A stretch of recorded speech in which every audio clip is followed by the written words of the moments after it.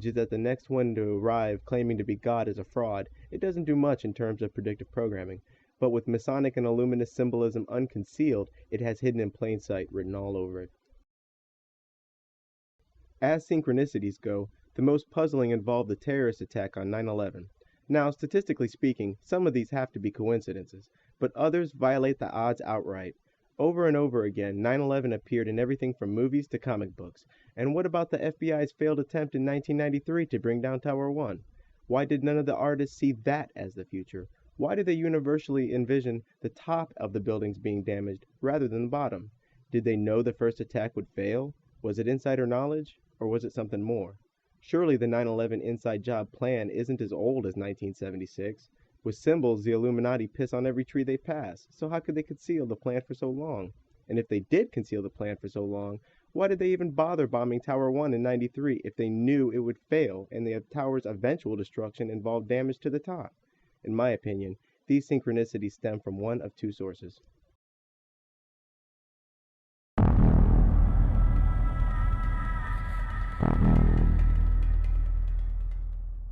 Hello, ladies and gentlemen. I'm so glad that you could join us today for this Wednesday, July 25th, 2001 broadcast. And I'm going to put the call out that you call the White House and tell them, look, we've seen the news stories that you've wanted to blow things up, that you have blown things up, and that you're saying that 4 million of us are going to die and we need martial law and the Associated Press at one of your little drills you had.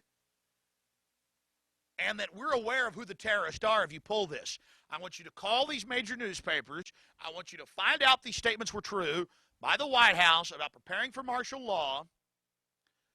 And I want you to let them know that if there is any terrorism, we know who to blame. The point is, if any terrorism comes, it's from this government.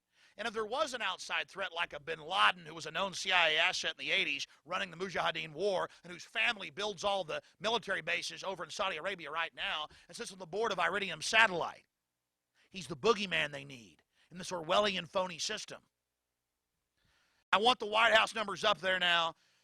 A big part of this solution, after you research all the government terrorism and check out what I'm saying is true, call the White House and tell them, we know the government's planning terrorism. We know Oklahoma City and World Trade Center was terrorism. We know the Joint Chiefs of Staff wanted to blow up airliners, Baltimore Sun. If you do it, we're going to blame you because we know who's up to it. Or if you let some terrorist group do it, like the World Trade Center, we know who to blame. And you could save the planet. Now, Alex Jones didn't have insider knowledge in the classical sense. He was just reading the trends. But here's an example of real insider knowledge. What is scenario 12D? We know it's a war game scenario, that it has to do with airline counterterrorism. Why is that important enough to kill for? Because it's no longer a game. But if some terrorist group wants to act out this scenario, why target you for assassination? Depends on who your terrorists are. The man who conceived of it in the first place. You're saying our government plans to commit a terrorist act against a domestic airline? There you go. Indicting the entire government as usual. It's a faction. A small faction. For what possible gain? The Cold War's over, John. But with no clear enemy to stockpile against, the arms market's flat.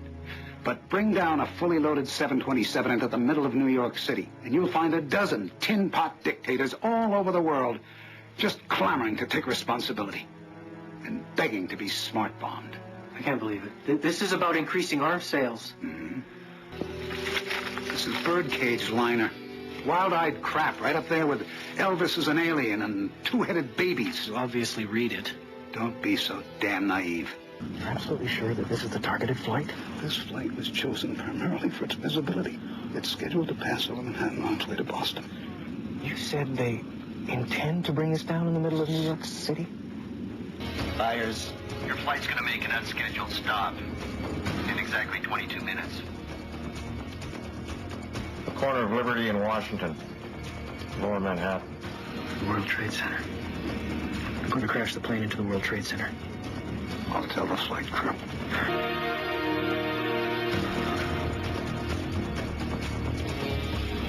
All right, try cutting electrical power. You've thought of that. You've thought of everything. New York Center. This is Atlantic National Flight 265 Heavy. We are declaring an emergency. We have 110 souls on board, 16,000 pounds of fuel.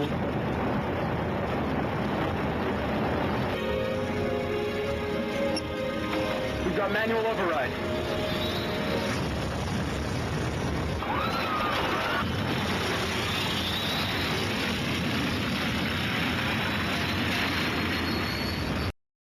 The lone gunman ran in 2001.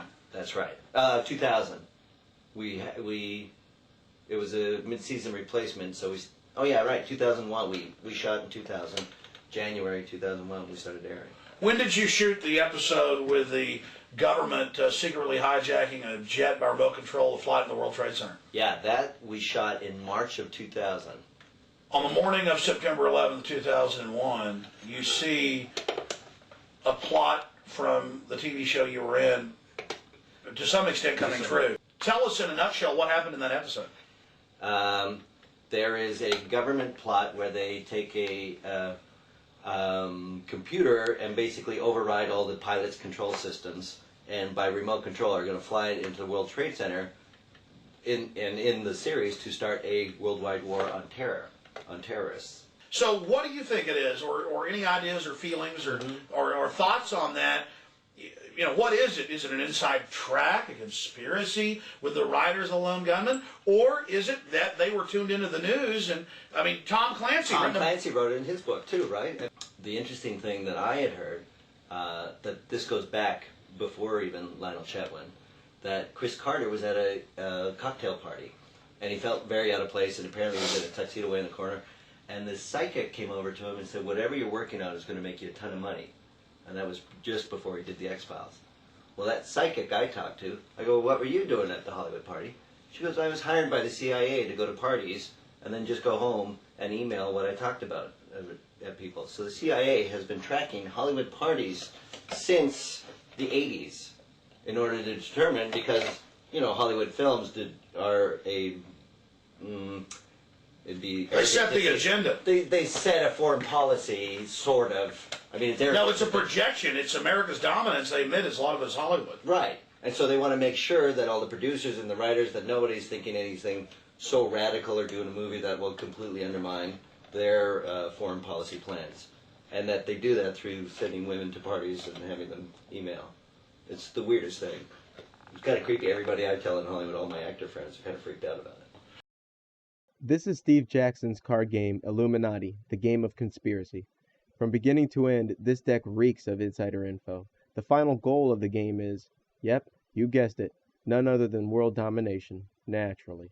The sheer outlandishness of some of the cards desensitizes those outside of the know, but a deeper look reveals that there's not a single card in the deck that hasn't happened, isn't happening, or won't happen.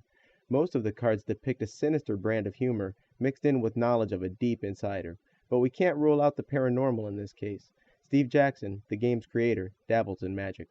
Steve Jackson, founder of Steve Jackson Games, owned a spin-off company called Illuminati Online, which eventually became a website hosting company whose servers were based in Austin, Texas. In 1990, the Secret Service raided Illuminati Online and ran off with their servers. After losing the case in federal court, the Secret Service was forced to return the servers and pay Illuminati Online $50,000. Then, in 1999, Wired magazine reports that a group of hackers broke into campaign website of then presidential hopeful George W. Bush, only to find out that George's website was hosted by none other than Steve Jackson's Illuminati Online.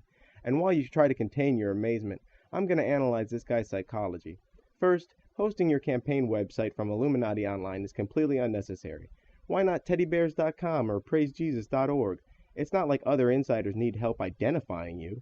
Your family has been calling for a New World Order since there was a New World Order. Just another example of them giving clues they needn't give. So, if not by insider info, then what's the other angle?